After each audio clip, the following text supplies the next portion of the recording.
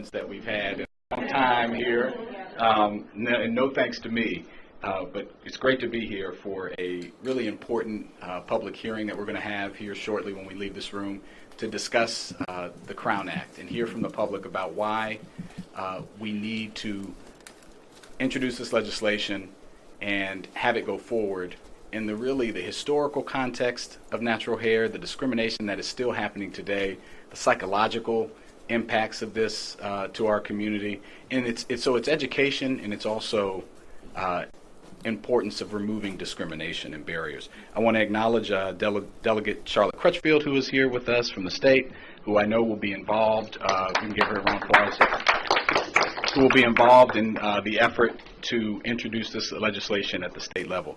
I will be turning to my co-lead on this legislation, Council President Nancy Navarro, shortly, and after I make my remarks. And she has been a great partner on this and so many issues. I've been blessed truly to have her as Council President in my first year on the Council.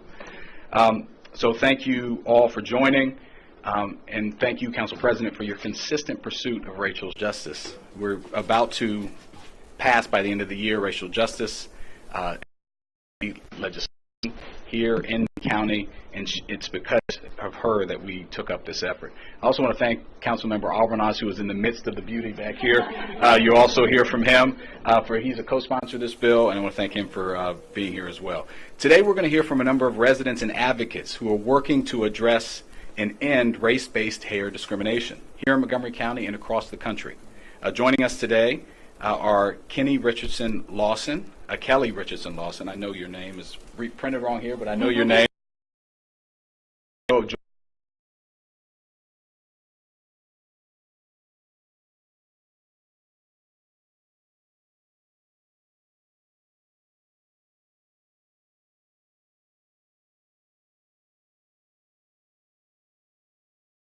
And Conrad Ellis, and Susan Perkin Bishop, who's the owner.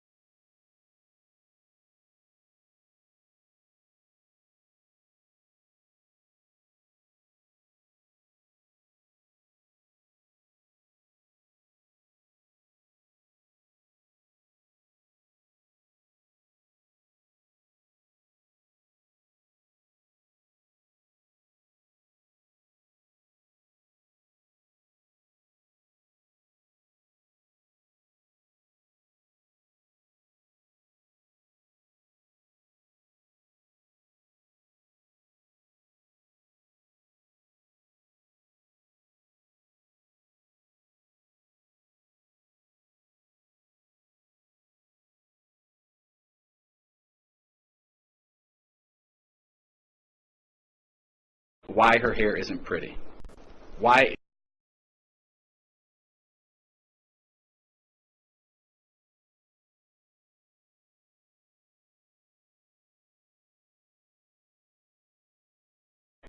one of the main pieces of research from that case was the doll test, where you showed black dolls and white dolls to black little boys and girls who consistently said the black doll was not pretty, it was not smart, it wanted to fight, and the white doll was smart and beautiful.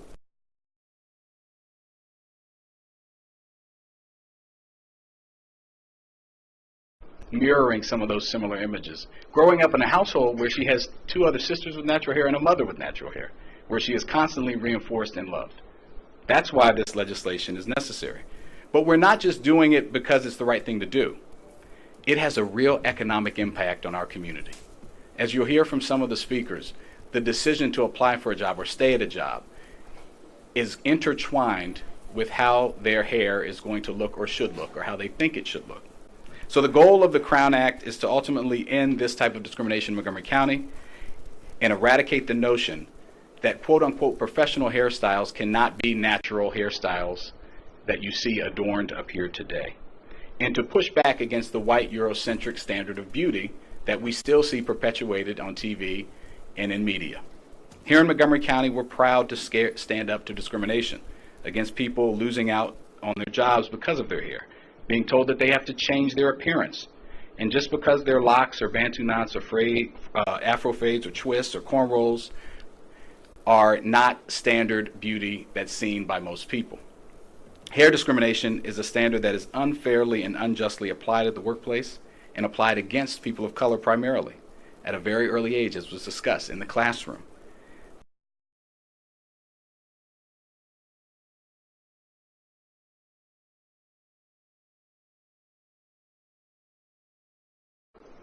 And we have seen this discrimination arise because of the connection of identity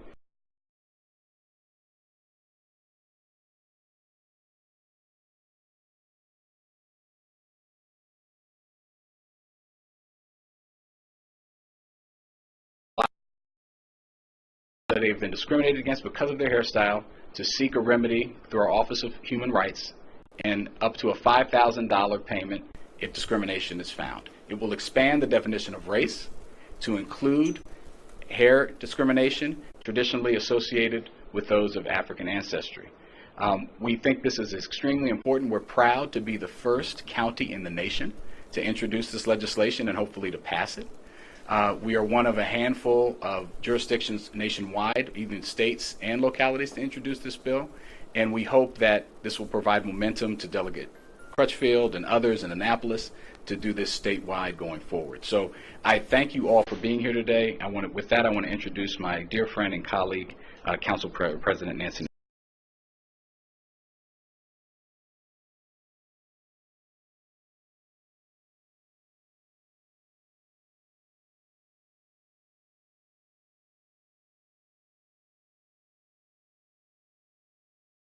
With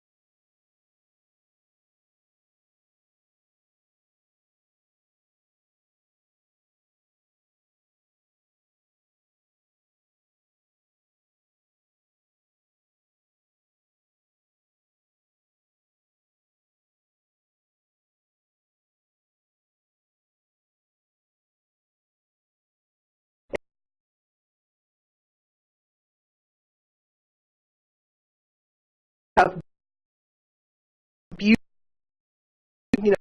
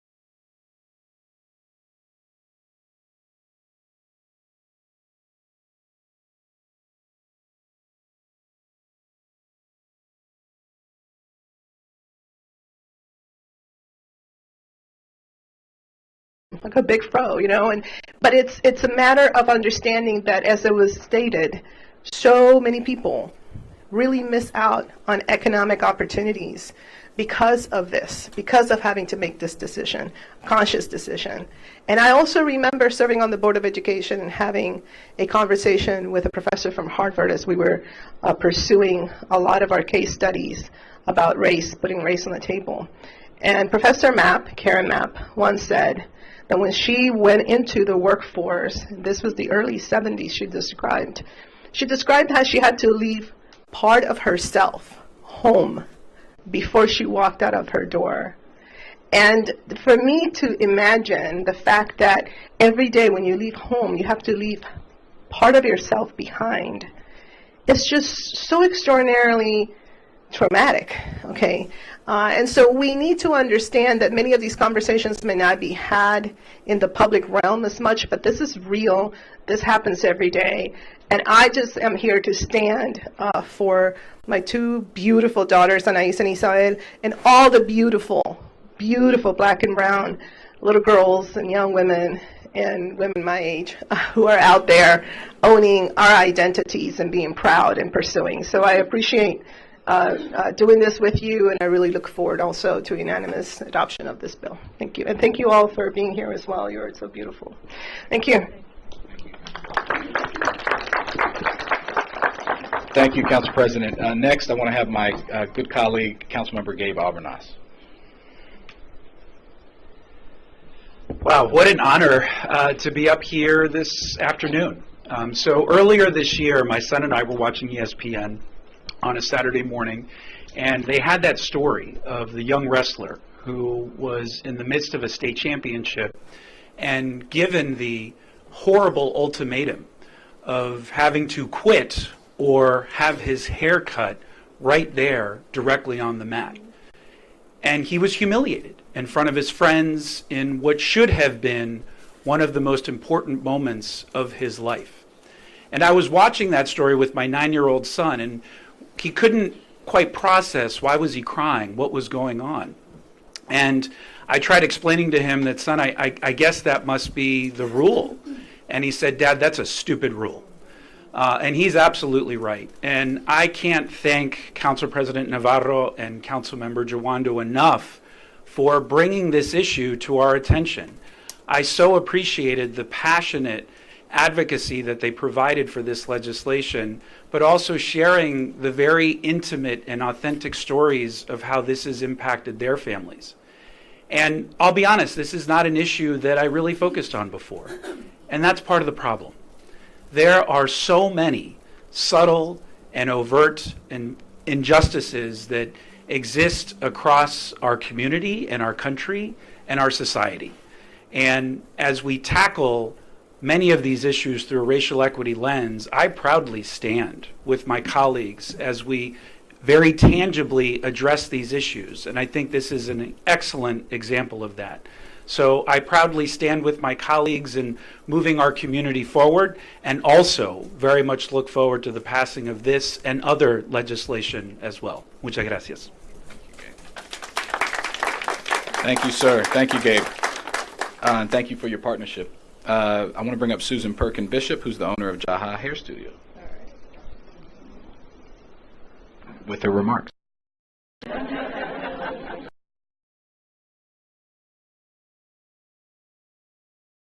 Good afternoon.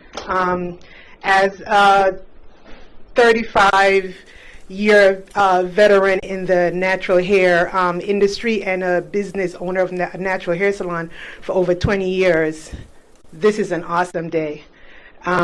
Never expected it to be done at the local level, so I'm so excited, especially in my community. I'm so excited. So I'm going to tell you all that I do, not to boast, but just to tell you all the reasons and why this is so important to me. So I'm a mom of Orande and Iana Bishop. I'm a salon owner, Jaha Hair Studio, for over 20 years. I'm a certified hair loss specialist at Peter Kindred Hair and Scalp Wellness Center. I'm an educator with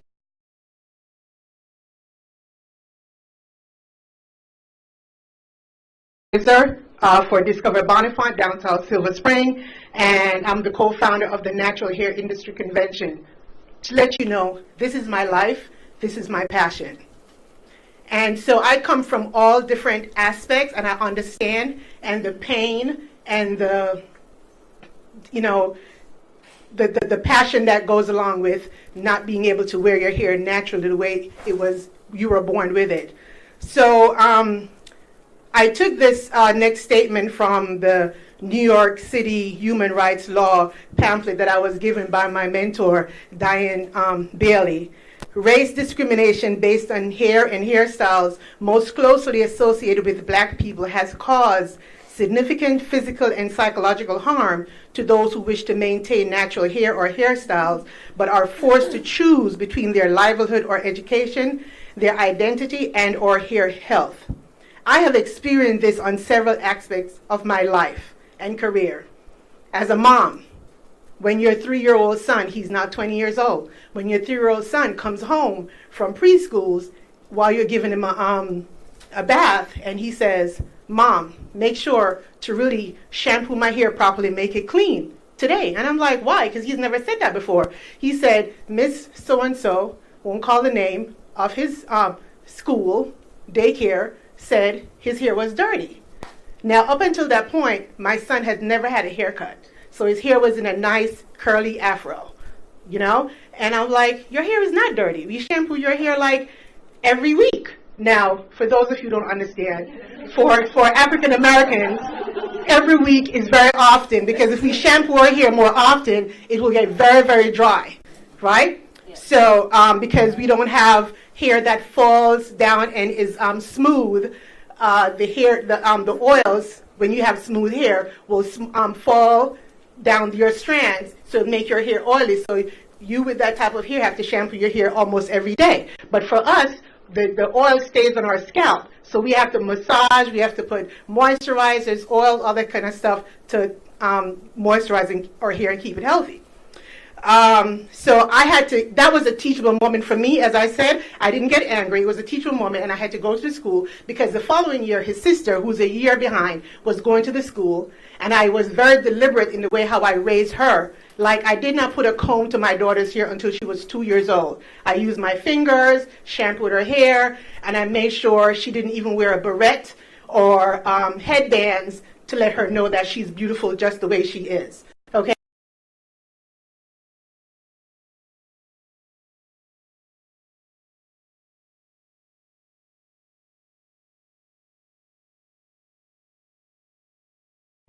Anything she wanted to do as far as hair, she did not sleep with her hair tied up to preserve an hairstyle, because I wanted to be free of it. Today, she's completely free. She shaves her head like every 2 weeks. She's in her second year of college, and the only thing she does is color her hair different colors: green, pink, blue. I don't know what color it is right now. As a salon owner, I remember a story of a 14-year-old who started her hair, her locks, at 7 years old and grew it mid-back, and was told to enter a prestigious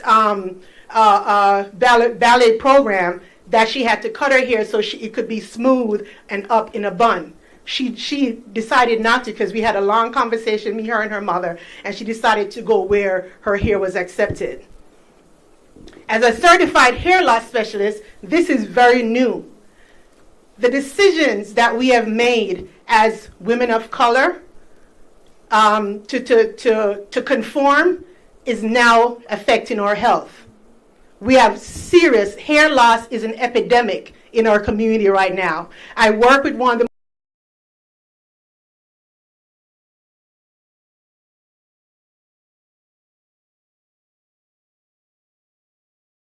because it is so prominent, and I see women, it's frustrating, they're crying, family has never seen the hair loss that they have. And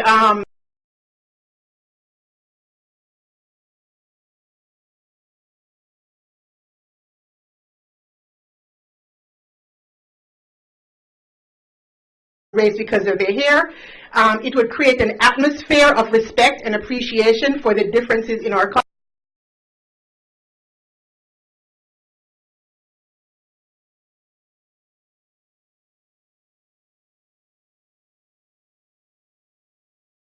Human beings to be natural hair the way they were born.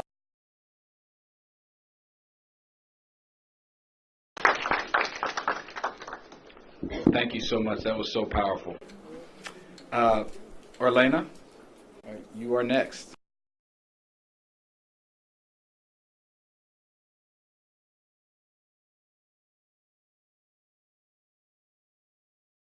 I'm going to show my age, sorry. Okay. So my name is Orlena Walker Blanchard.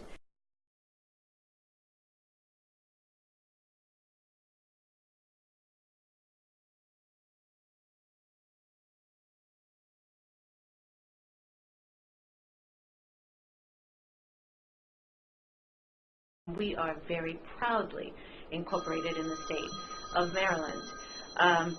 We are also proud 20 years. We're here actually, oh, look at that. That's funny. Okay, and for those of you who don't know our team has been one that's been working behind the scenes for the past year on advancing hair discrimination legislation, and we've been doing so on behalf of the Crown Coalition. The Crown Coalition is an alliance of organizations who have come together to fight for inclusion and racial equity. The Crown Coalition was founded earlier this year by the Dove brand, a Unilever company, the National Urban League, Color of Change, as well as Western Center on Law and Poverty. And what is phenomenal is, as we've talked about today, the importance of this issue.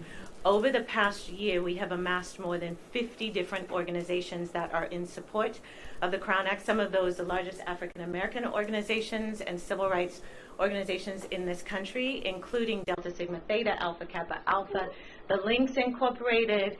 You've got Jack and Jill of America, the National Council of Negro Women. There are, again, up to 50 organizations that are supporting this, understanding the importance of this.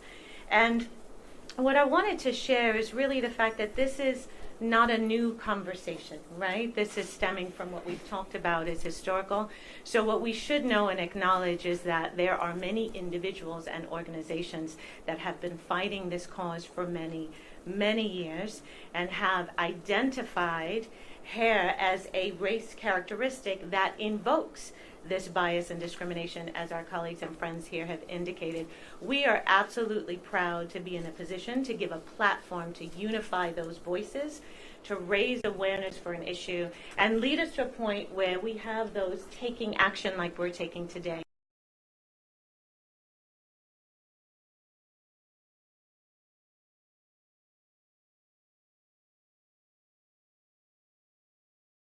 In California, signed into law on July 3rd by Governor Newsom. We also are very proud to have support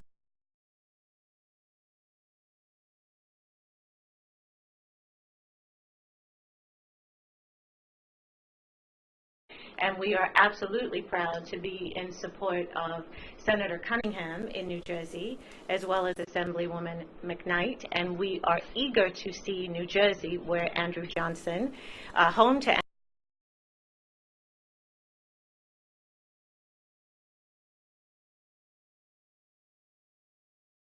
technical piece of it. Everybody has shared a story. I'm going to share a story with you that I think is fundamental and baseline to the work that we do and that our team does. I'm an African immigrant. I came to this country over 30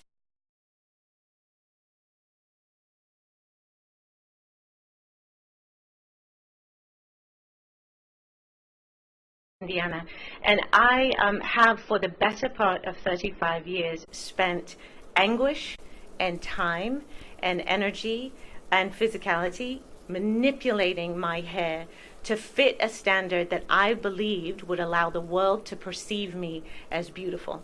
And if you perceive me as beautiful, you perceive me as acceptable. And if you perceive me as acceptable, then I have the opportunity to live up to the potential that my family ultimately came to this country for. I have put extremely toxic chemicals in my hair. I have burned the back of my head, my ear, all of that we as black women do. And it's only honestly in the past 5 to 10 years that I have been comfortable enough and confident enough as somebody who is highly educated and accomplished professionally to actually show up before you today with the hair as it grows out of my head. And so today is very personal, not just because we are a black-owned, women-owned organization, but we, between the two of us, Kelly and I, we are mothers of 5 boys. I have 3, she has 2, who are in school in Montgomery County. And it's really important for us to know that the space in which we live and work honors creating an open and respectful world for us. And so for that reason, I really have to say thank you to Councilman Jowando, we share that Nigerian trait, and to Council President Navarro and all of those who are in support today. We stand with you on this bill, and we appreciate the effort, and we are here as your constituents to thank you. Thank you. Very much. Okay, we're almost, yeah. Council President we have a hearing on this bill and others shortly, but we have 2 more speakers, and so please hang with us.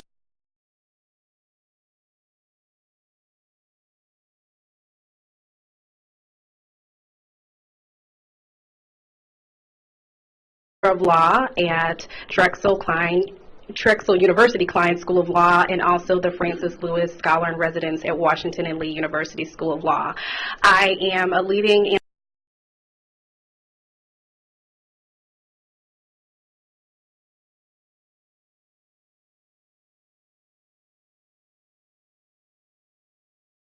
I have spent essentially my entire professional life advocating for civil rights protections that would actually afford protection for African descendants who are suffering racialized discrimination on the basis of our natural hairstyles like afros and braids and twists and locks. And I have the privilege of having worked with these 2 wonderful women here representing the Joy Collective as the legal expert for the California Crown Act. And I've also had the privilege of having my legal scholarship in public advocacy informing not only municipal level civil rights protections, but also state and federal interventions that will treat natural hair discrimination as exactly as it is, which is race discrimination. What's so important about the Crown Act is that it truly helps to unravel centuries of race-based discrimination, segregation, subordination, and stigmatization that African descendants suffer around the world because of our natural hairstyles. And in fact, in terms of a historical perspective, not only with our skin color, but also with our hair texture. Our hair texture has served as a basis for racial enslavement in the United States and abroad. So this Crown Act is quite historical in nature and is helping to truly dismantle centuries of legalized race-based segregation that African descendants uniquely suffer here and around the world. And I thank the Council President Navarro, she just left, sorry, hopefully I'll be able to thank her in person, and Council Member Jowando for introducing this really important legislation, and important legislation that, as you can see, that there are some invisible harms that people are not aware of, especially as it relates to African descendant women and girls. And what I always say is that if you care about Black women and girls' health, then you will care about our hair. And I thank you all for caring about our well-being in this way.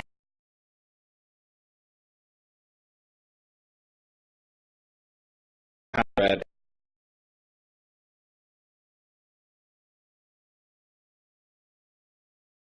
Thank you, Councilmember Jowando. A little closer. Hello, everyone. My name is Jeanette Conrad.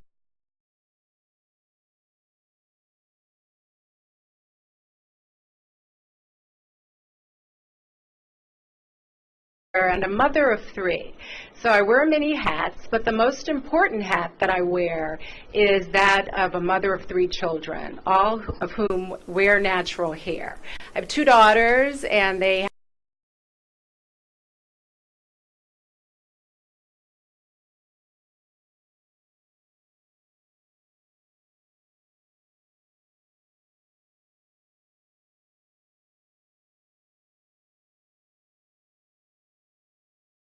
hit about here to his chin, and about a year ago he decided on his own to cut them off and to create a fade, a traditional haircut for African American males. Later, my husband and I decided that we were glad that he cut his dreads because we were concerned at 16 that he would be more likely to be pulled over for driving while Black with dreads. And that's a concern that we were scared to voice to him, and so we were grateful that he decided on his own. So the Crown Act is very, very important legislation. I have had to make decisions about my hair, whether I get it straightened by having it flat ironed, or I've worn braids before. Will I be perceived as competent and acceptable by those who don't have kinky or textured hair? So what we've taught our children is that it shouldn't matter the crown on your head. You should be judged by the content of your character, your credentials, and your qualifications. So I'm grateful that the Crown Act is being considered in Montgomery County, and I'm a proud resident and in full support. Thank you. Thank you very much. As you were speaking, I think it's important to point out, we'll take a couple questions, then we're going to run downstairs, that this impacts every age, both genders, psychologically, emotionally, physically. My wife, who is an attorney and beautiful woman, when I was running for this office, said, well, we got to take the campaign photos, so I guess I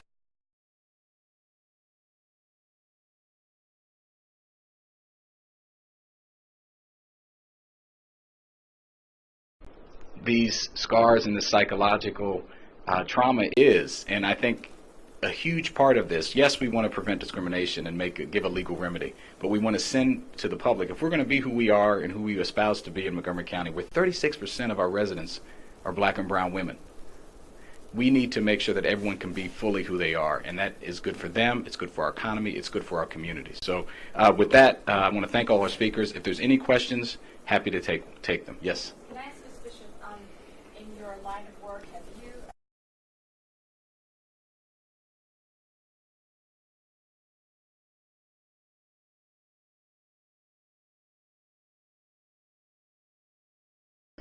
So, yes.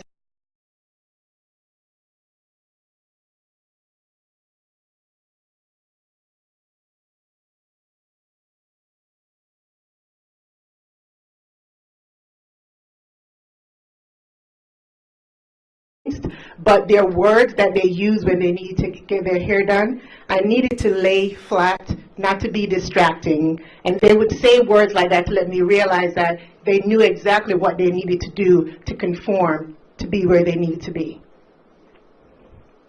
Anyone else? Okay, thank you. Well, we're going to have a public hearing downstairs.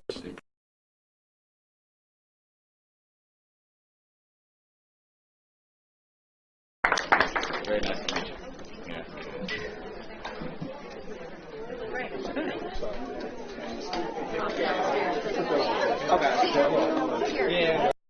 So that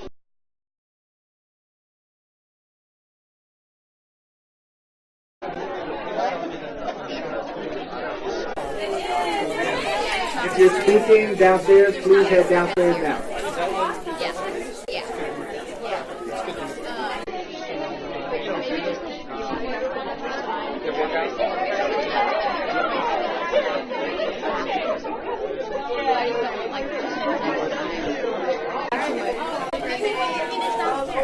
That's what I'm saying. They've got to finish. It's got to be quick.